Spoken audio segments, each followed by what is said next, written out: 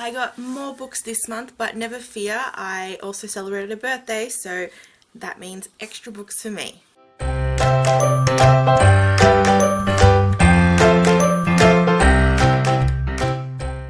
Hey book lovers, Victoria here. I'm back with another video. Today I'm doing my September book haul, and September was a really good month for me.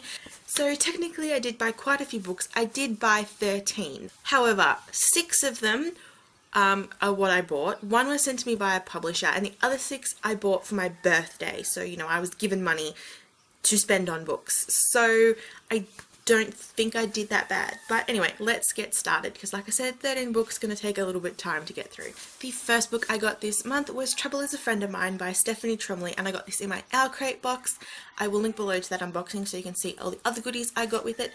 I'm still not entirely 100% sure what this book is actually about. All I know is that it is a mystery that revolves around a couple of teenagers who are trying to like solve a crime or a mystery, and it's meant to be like a mix of Sherlock and Veronica Mars, Ferris Bueller's Day Off, Nancy Drew. It's just meant to be a really fun YA mystery, so I'm excited to read it. It's definitely not something I would have picked up myself, but nonetheless, I am still so excited to read it. The next book was sent to me by Simon & Schuster for review, and that was Something Only We Know by Kate Long.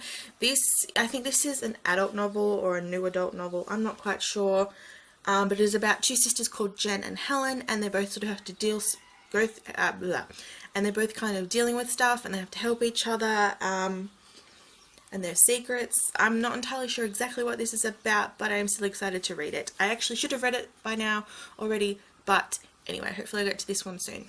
The next book I got was Assassin's Apprentice by Robin Hobb, the first book in the Fasir trilogy, and if anyone watches Samantha from Novels and Nonsense, you'll know that she has been reading all of Robin Hobb's work this year, and she has nothing but praise for all of her books, and she just speaks so highly of them, and she makes them sound really good. So I went out and I got the first book to give it a try. I did try to start it, but I was in a bit of a reading slump during September, so it wasn't the right type of book to pick up while you're in a reading slump. I'm still not entirely sure what this series is about, but it is set in like a fantasy world, and I kind of think that it's sort of meant to be like a medieval type setting. And there is this guy named Fitz, who is the king's bastard son, and he is trained as an assassin and to use the traditional magic of the Fasir family. Yeah, and there is obviously some magical and battle stuff in here, I don't know, but it does sound really good, and I'm excited to read it, because Samantha has nothing but praise for it and makes it sound so amazing, so I'm definitely excited to read this, hopefully soon. The next book I got is The Horse and His Boy by C.S. Lewis, the 3rd book in the Chronicles of Narnia series. Pretty self-explanatory. This book takes place during the golden era of Narnia, when the Pevensies are kings and queens, so it takes place just before the hunt of the White Stag at the end of The Lion, the Witch and the Wardrobe. And I don't know too much about this because I feel like it is kind of the forgotten Narnia book, because it was published outside its place in the series. I think it was like the second last book to be published, but yeah, I am really excited to read this. I'm definitely going to be reading it in October.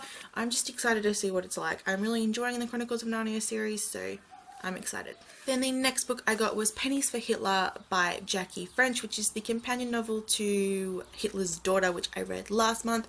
And this one also just looks at a child, looks at a child living during the First World War.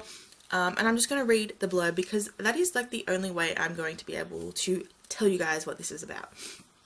It's 1939, and for George, son of an English academic living in Germany, life is full of cream cakes and loving parents. It is also a time when his teacher measures the pupils' heads to see which of them has the most Aryan-shaped heads. But when a university graduation ceremony turns into a pro-Nazi demonstration, George is smuggled out of Germany to war-torn London and then across enemy seas to Australia. He must forget his past and who he is in order to survive. Hatred is contagious, but George finds that kindness can be too. I'm really excited about this. It is just like another perspective of a child living through World War II, and I am hoping that it'll be just as good as Hitler's Daughter. With Hitler's Daughter, it definitely felt way too short. Again, these are meant to be children's books, so I'm really keen to see what this is like, seeing as it's longer. So I'm excited to read this again, hopefully soon. It was definitely a Jackie French kind of month this month, because then the next book I got is A Waltz for Matilda by Jackie French, the first book in the Matilda saga. This series looks at, I'm pretty sure they're all looking at the poems and the songs and the stories of A.B. Banjo Patterson, and so this one obviously takes from the poem Waltzing Matilda, and so this is set in 1894 when 12-year-old Matilda flees the city slums to find her unknown father and his farm, but drought grips the land and shearers are on strike. His father has turned swaggy and he's wanted by the troopers. In front of his terrified daughter, he makes a stand against them, defiant at last. "You'll never catch me alive," said he.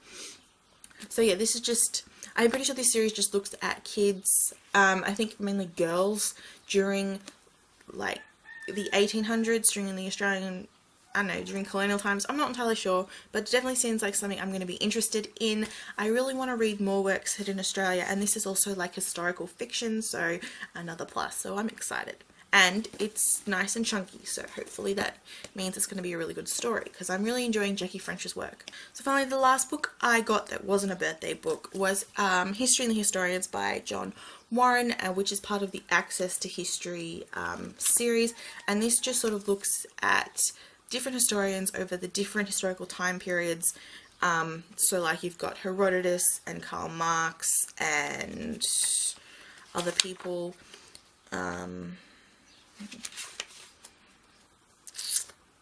Yeah, just people.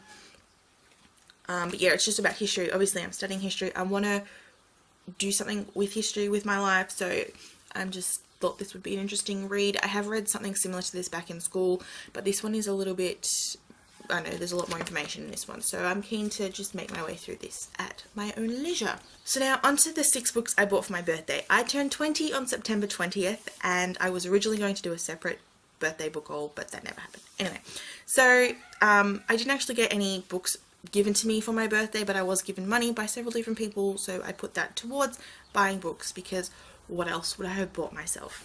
So the first book I bought was Never Always Sometimes by Adi Alsat. I think that's how you say it, and I've been wanting this one for a while now, or at least since it came out. It only just came out this year. And this has gotten a lot of praise around BookTube. It is about best friends Dave and Julia who don't want to be like the cliched high school kids, so they make a list of things that they never want to do, and then as a joke they decide that maybe they'll start doing some of the things, and then they realize that they probably have been missing out on a really good high school experience, so they end up doing everything on the list. And there's sort of things like Never Dye Your Hair, A Color of the Rainbow, Never Pine Silently After Someone for the Entirety of High School, and Never Date Your Best Friend. And there's also other things like, I don't really know. But yeah, there's a list of things that they never want to do and they decide to do it. It's just sounds like a fun YA contemporary romance. So I'm excited to read this one. Like I said, it's gotten really great reviews, so this is definitely also going to be another book I read very, very soon.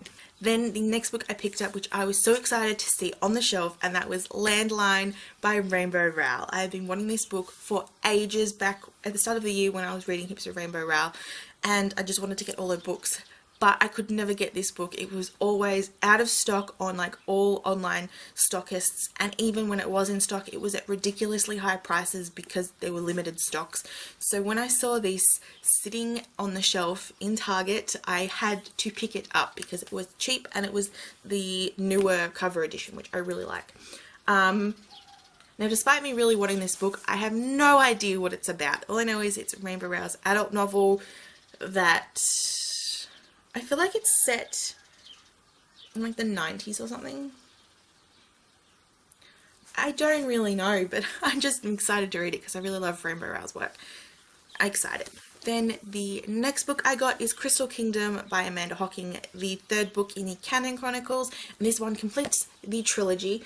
Obviously I don't know what this is about because it's the third book in the series. I'm yet to actually read the series. I did start reading Frostfire, but I sort of fell into a bit of a reading slump at around that time because I was reading so many books. So I am now going to marathon the series, hopefully over Christmas, because even though this looks very wintry, I'm going to read it in the Australian summer and feel like I am experiencing a white Christmas. But yeah, I'm excited to read this book and read this series because I absolutely love Amanda Hocking's writing, and I love this world that all this takes place in.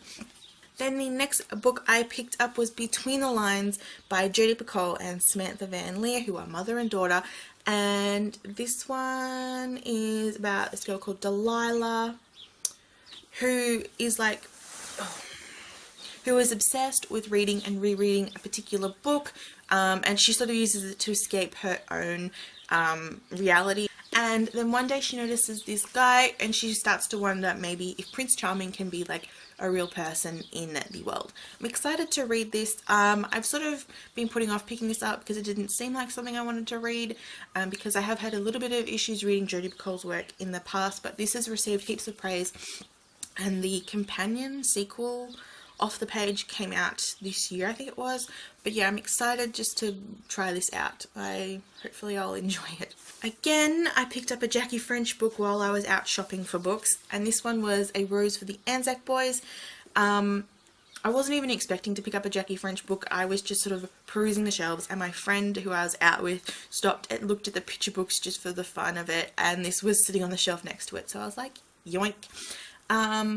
This one, I'm not entirely sure what this is about. Something to do with the Anzacs, and I feel like this is a really good time to read it because, you know, over the next few years we're celebrating, you know, 100 years of First World War and Gallipoli and Anzacs and everything, so I'm going to give this a go. Hopefully I will like it. Finally, the last book I got this month was probably one of the books I was most excited to pick up, and that was Legacy of Kings by Eleanor Herman, the first book in the Blood of Gods and Royals trilogy, no, series. I don't know how many books are in it. And I am so excited about this book. I've actually already started it. I am 50 pages in. I'll talk about it a little bit more in my like wrap up and all that crap. So this book is a YA historical fantasy book set looking at Alexander the Great when he's 16 years old, back in like 320 BC, I think it is, something around that time. And what I'm really excited about with this is the fact that Eleanor Herman is actually, I don't know if I think she's an historian. She's at least written several highly acclaimed historic non-fiction. So I'm really excited because obviously she's done a lot of research for this book to make it as historically accurate as you can in a fantasy world.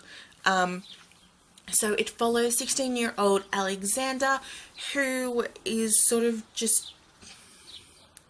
I'm just going to read the blurb again because what else am I going to do?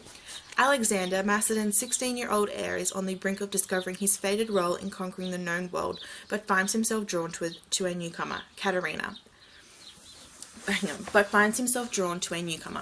Katerina must navigate the dark secrets of court life while keeping hidden her own mission, kill the queen, but she doesn't account for her first love. Jacob will go to unthinkable lengths to win Katerina, even if it means competing with Hephaestion. I'm not good with Greek. A murderer sheltered by the prince. And far across the sea, Sophia, a Persian princess and Alexander's unmet fiancé, wants to alter her destiny by seeking the fame and deadly spirit eaters.